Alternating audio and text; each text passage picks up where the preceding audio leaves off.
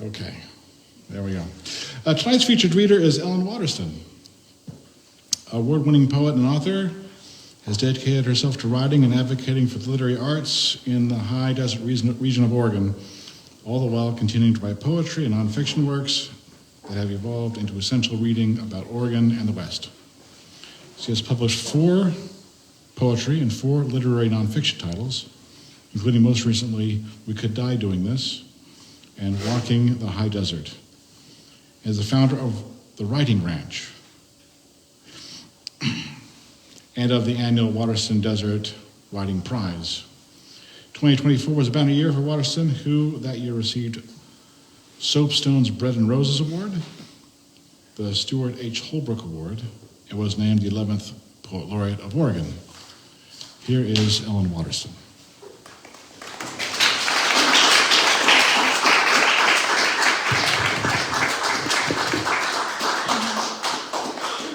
Thank you, Mark. Listening to all the events and all the poets and all that happens on this side of the mountains, I'm all the more astounded that I'm in this position, A. B, that much poetry doesn't happen in Central Oregon in like a decade. I mean the events, really and truly. So, thank you so much, Mark. And good evening, one and all. What a pleasure to be here.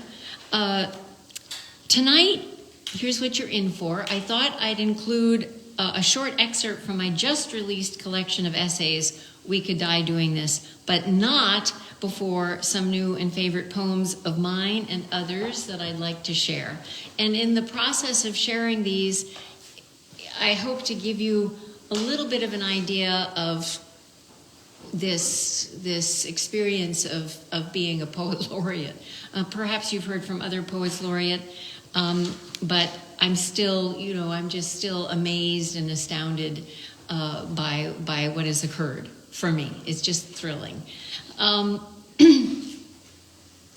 Speaking of, I'm so very grateful to Governor Kotek for this honor and for recognizing the vibrant literary community on the east side of the Cascades thereby, and to the Oregon Cultural Trust, Oregon Humanities, the many agencies and organizations and individuals that make this important statewide program possible. And welcome, First Lady Kotek Wilson, I think, is here tonight. Yes, thank you for being here. My father used to say, if you paddle in milk long enough, it turns to cream. As a high desert poet and writer, I have been proselytizing poetry and preaching prose in Oregon's outback for a long time. The work itself is its own reward, truly, but I have to say, thanks to this opportunity, things just got a lot creamier.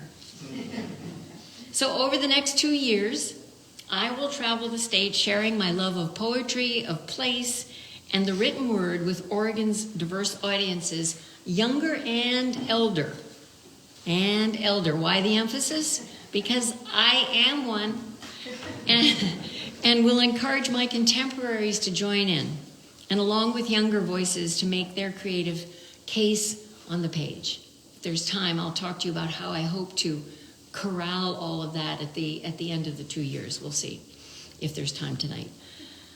The high desert is my muse, evident in much of what I write, including in this first poem. It's one I read at the Oregon Senate organizational session on Monday of this week. I'm getting to know this route between Bend and Salem. It chronicles my drive to southeastern Oregon on the night of the presidential election. I was scheduled to meet with a ranching couple the next day as part of an ongoing interview project I'm doing for the Oregon Desert Land Trust. The endangered Lahontan cutthroat trout referenced in this poem resides in streams high in the Trout Creek Mountains on Oregon's southern border. How many of you have explored that border ever? Good. Yeah. Okay. So this first poem, now that you picture driving in the dark on my way to, the first night's destination was Fields, Oregon. The poem is titled Static. A remote highway in southeastern Oregon, late on a moonless November night, here and there my headlights might illuminate a reflective sign, wildlife refuge, wilderness area. That's about it. I tune in for news of my nation's fate, but only get static. Who's winning, I wonder? The road ahead looks dark and empty. But just then, out of the pitch, what is it? A mysterious, single, bobbing beam coming at me, too high, too slow for anything I can name. I tell myself, be thankful for any emissary of light. Closing in, it turns out my Redeemer's a solo cowboy at a trot, headlamp secured above his brim, rifle and lasso strapped to the saddle horn. Maybe looking for strays, putting venison in the freezer, returning home after a visit with a far-flung neighbor. Does he wonder who's winning? I tune in for news of our country's fate, but only get static. Driving the next day, I ponder the dwindling Lahontan cutthroat, take pleasure in the skulking coyote, the golden rabbit brush, the Angus grazing in the meadows, the snow-dusted pueblos. I tune in for news of our shared habitat's fate, but only get static. Finally, I'm there.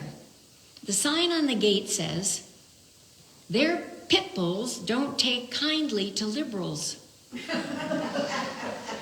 I knock anyway and go in, only to find lapdogs and common cause with the land we love in common.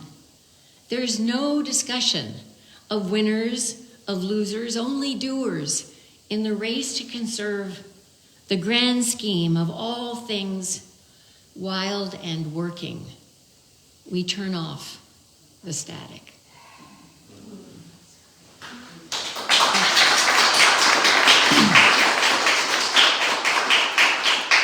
Thank you. So reading Static at the Senate session and later that day, providing the invocation prior to the State of the State address by Governor Kotek, are but two of the unexpected and extraordinary poet laureate occasions, I almost said poet laureate, I have been honored to participate in. Another was Portland's Cascadia composers putting music to the following poem at their November 2024 concert. A delight. Cascadia composers focused on past poets laureate, and I sort of snuck in at the last. They'd been rehearsing for some time. Paul Ann Peterson, Lawson Fusao Inada, Anis Mokjani, Kim Stafford, who you'll be hearing from soon, it sounds like. Oh, help, who am I forgetting? Peter Sears. Yes, Peter Sears, Elizabeth Woody, all had poems that had been put to music and or music and singing. This poem, because I was sort of new to the group, was accompanied by guitar and French horn.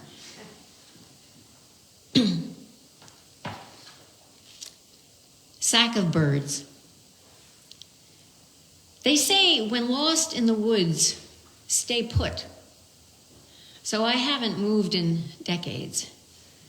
But I have mapped my small encampment at the base of this tree, and every night gazed overhead, taken inventory of the brilliant, fiery arc of meteors. As to all these evergreens, I thought trees claimed beauty from root and soil, but beauty, like love, is homeless. At the very least, I have come to know this, and that the forest is for the tree. What if I left and things fell apart? Would I hear them fall? My thin shoulder leans daily into difficult questions of earth and sky. Today I will take heart in hand There's reason to do so. They say the membrane between the living and the dead is thin. In October, it's my chance to cross over. Listen, is that the bark of a bloodhound? Sound of a search plane? If I have my bearings right, not far away, folks carry on up and down the river of their allotted time here. They'll be closing up their summer cabins, locking shutters, hanging bunk mattresses from the rafters to discourage rodents. They'll discard the sourdough starter, break open the extra flour sack filled with birds that will flutter into the dusk, puncture soft holes in the night, let starlight through, like pinlights, like lovers making love to love. It's cold here. That's kind of abstract. No, you don't need so close. But for me, the most exciting aspect of this appointment is the opportunity to teach. In Oregon schools, libraries, community centers, churches, fairgrounds. I'll be participating in the Crooked River Roundup. I'm trying to think if I can find an old horse I could ride and have a great big flag next to the rodeo queens saying, Oregon Poet Laureate. When I teach writing workshops, I generally offer an idea, a nudge, a prompt. What happens next is you all know from your own experience, both as poets and teachers, is alchemy. A form of magic requiring only pen and paper and a certain courage. What is the story each of us came to tell with our lives? What are the people, places, and events that inform that story? This third grader in Paulina, Oregon, is well on her way to learning about who she is by writing about place, the prompt being, I come from. I come from a fish, scales sleek as a feather. I come from a month of joyfulness where the sun sets and rises. I come from a dusty valley with gates made with solid wood. I come from a ranch where horses stir up the ground. Or this, from a young cadet and candidate for a high school diploma enrolled at the Oregon National Guard Youth Challenge. And I have to say, when I was working with this 3 different platoons and 3 different workshops, do I have permission to speak, ma'am? Yes. Ma'am. Yes. Ma'am, could you help me write a love poem?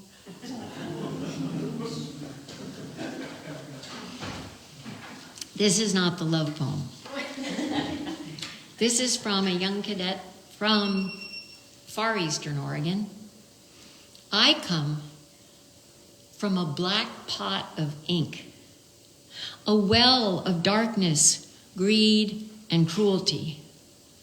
I've drowned 1,000 times, but not today. Today, I spill the ink upon the page and turn shadows into light. So who knows? Maybe tomorrow or the next day you will take a moment to sit down and write a line or 2 to the prompt, I come from. Or maybe, instead, you'll write a kind of a fantasy poem, such as Oregon poet and author Joe Wilkins. Are you all familiar with his work? He's at Linfield, just came out with a wonderful new novel, The Entire Sky, and is a fabulous poet as well. This is what he came up with when his sleepy young son asked him for a bedtime story about when we were birds. Here's the first stanza. My son asks for the story about when we were birds. When we were birds, we veered and wheeled, we flapped and looped. It's true, we flew. When we were birds, we dined on tiny silver fish and the watery hearts of flowers. When we were birds, we sistered the dragonfly, brothered the night-wise bat. And sometimes when we were birds, we rose as high as we could go, light, cold, and strange, And when we opened our beaked mouths, sundown poured like wine down our throats. It goes beautifully on from there.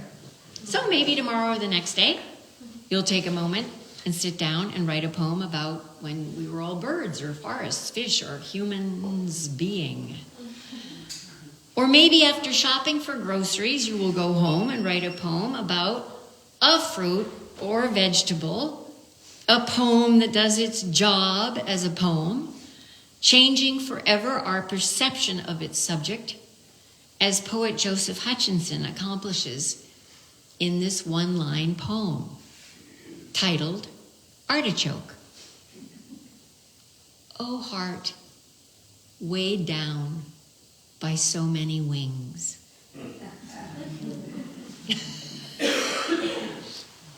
You will never look at an artichoke in the same way again.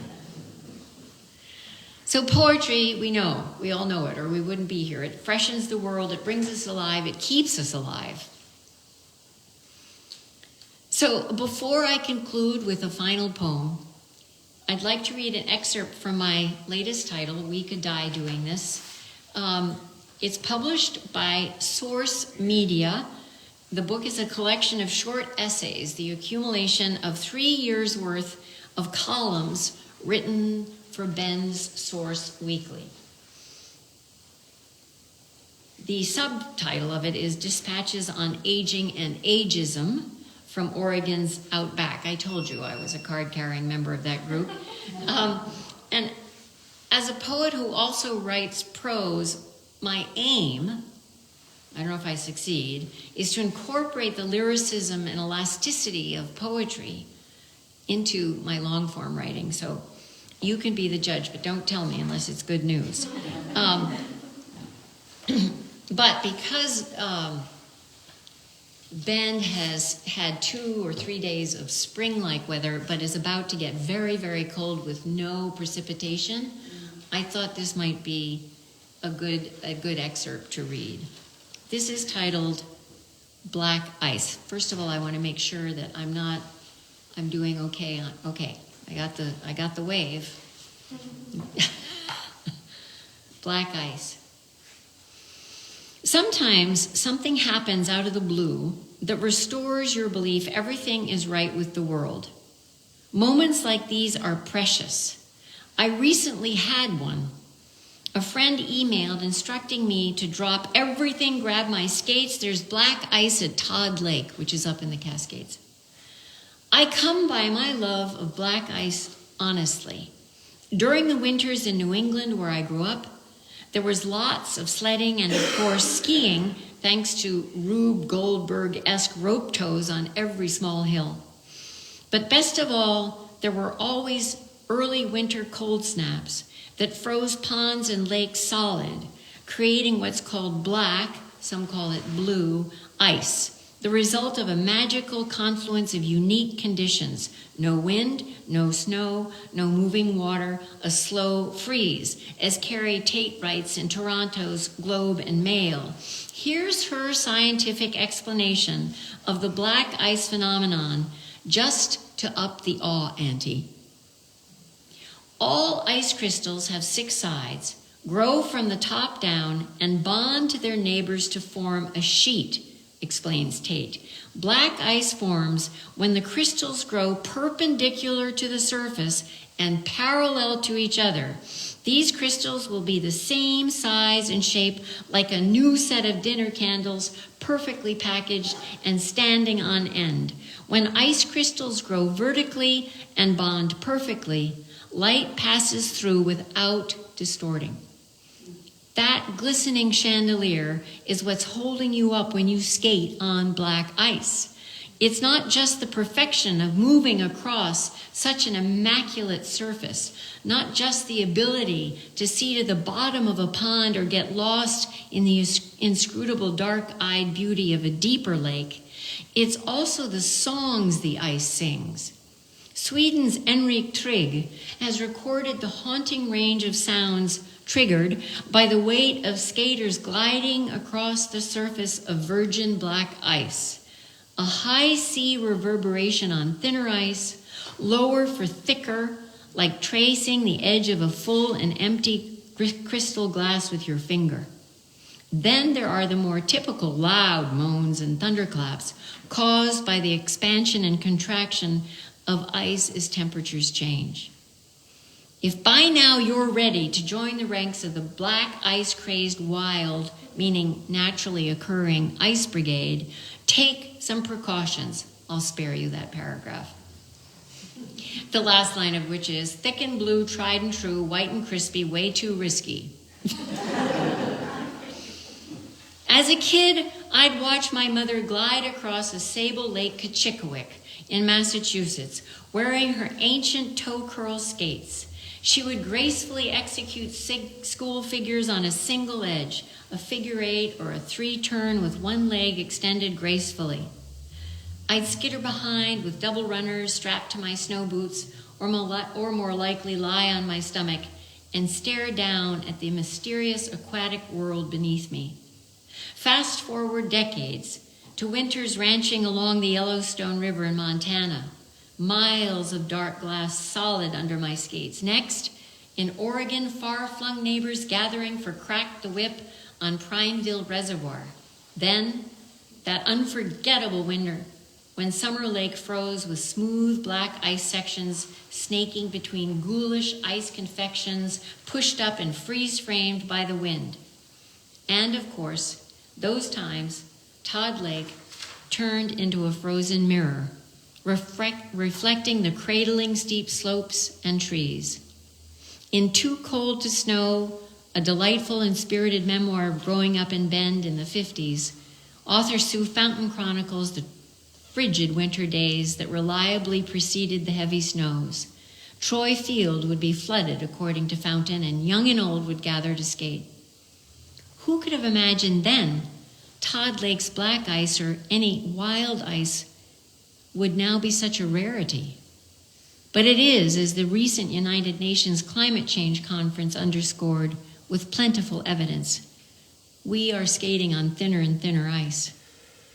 After getting word of Todd Lake's black ice, I excitedly readied for an early morning departure, packing the car with skates, helmet, and an old wooden kitchen chair to use while getting skates on and off and to push in front of me as I gained stability.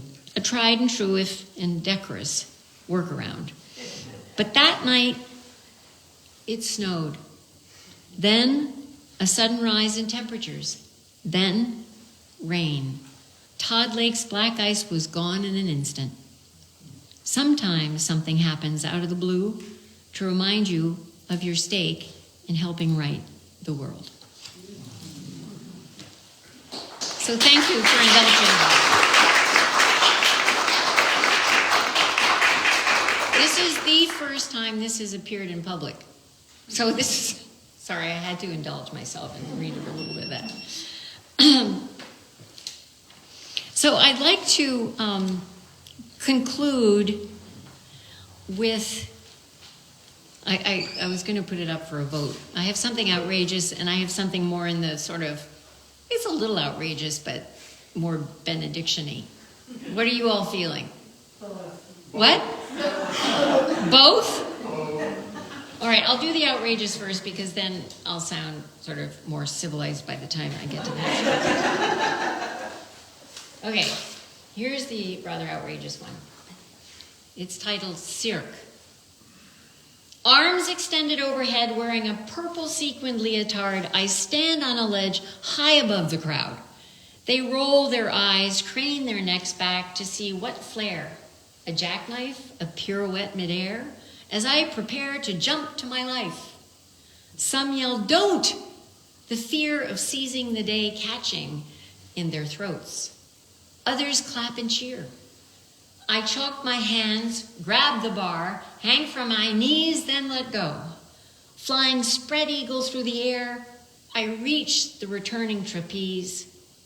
True, I have suffered falls, errors in attention and timing, that's all. But ask me, and I'd do it again. Swallow fire, be sawed in two, or put my head inside the mouth of every child and lover. Okay. Okay, now to the more benediction-like poem. And this was when ranching, it seemed like a good idea to learn how to fly an airplane. Because maybe I could fly to town and get the groceries and get back sooner or something. So I signed up at the Bend Municipal Airport, and here's how that went. Designed to fly. And by the way, thank you all. This is my concluding poem, and thank you all for being here. And thank you again, Mark. After 10 hours of trying, the instructor undid my fingers, peeled them one by one off the joystick. You don't need to hold the plane in the air, he advised. It's designed to fly. A hint of aileron, a touch of rudder is all that is required. I looked at him like I'd seen God. Those props and struts he mentioned, they too, I realized, all contrived. I grew dizzy from the elevation, from looking so far down at the surmise. The airspeed of faith underlies everything. Lives are designed to fly. Thank you.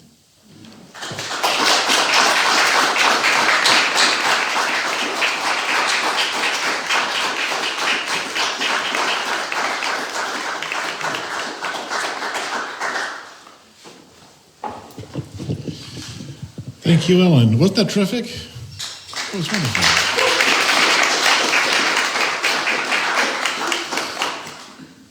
Okay, and Ellen, you brought a couple of books to sell, right? Sure. Okay, good. So, No pressure. I did bring you some books. But... Excellent. All right. So in the back, we have a couple things. We have some free books back there, so take those. If you want to donate to the Salem Poetry Festival, you can do that. Drop that in the little glass thing. There's some cookies back there. Eat the cookies. Otherwise, I have to eat the cookies. And I've been told I shouldn't eat all the cookies. We have two lists back there. One is for the open mic and one is for the mailing list. So if you want to read on the open mic, you sign up on that list. If you'll be on the mailing list, you sign up on that list. And then we have, Ellen's got a couple of books back there. So we'll take a break, stretch our legs, eat the cookies, and then we'll come back for the open mic. Oh, what? Bob? There's two books back here that are free. Oh, yeah. For anybody that doesn't have them. The developers around the state. I can't remember how many there are, but there are a lot. And, or if you feel like it, you can buy the books from one laureate and then donate the change to, for the The poet laureate will donate, I don't know, what's a good percentage, not 100. I don't know. Don't ask me to do math. Okay, so we'll take a break and come back in a little bit.